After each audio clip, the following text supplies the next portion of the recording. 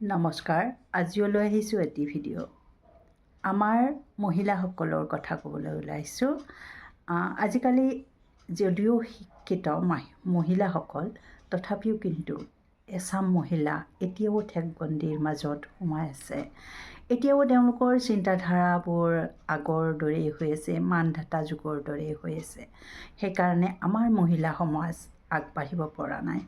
তেওঁলোকে তেনেকুৱা কাৰণে বাকী যদি দুই এজনী মহিলা আগবাঢ়ি গৈ আছে, তেওঁলোকৰ বেয়া বদনাম কৰে, যাতে তেওঁলোকে আগবাঢ়িব নোৱাৰে। তেওঁলোকক নোহোৱা কিছুমান বদনাম উলিয়াই দিব। আৰু তাৰ লগত কিন্তু তেওঁলোকক ছাপোৰ্ট কৰা পুৰুষো আছে। আৰু সেইসকল পুৰুষৰ কাৰণে, সেইসকল মহিলাৰ কাৰণে আমাৰ মহিলাসকলে আগবাঢ়ি যাবলৈ, ভাল কাম কৰিবলৈ ভয় কৰে, চিন্তা কৰে।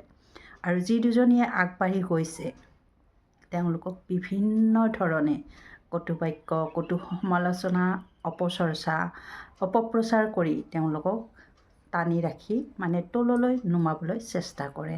কিন্তু দুই এজনী সাহসী মহিলাও আছে, তেওঁলোকৰ লগত যুঁজি আগুৱাই যাব লগা হয়। আৰু সেয়ে তেওঁলোকে বিভিন্ন ঘাত প্ৰতিঘাত সংঘাতৰ মাজেৰে আগুৱাই গৈ আছে আৰু আমাৰ নাৰী সমাজক আগুৱাই নিবলৈ চেষ্টা কৰি আছে।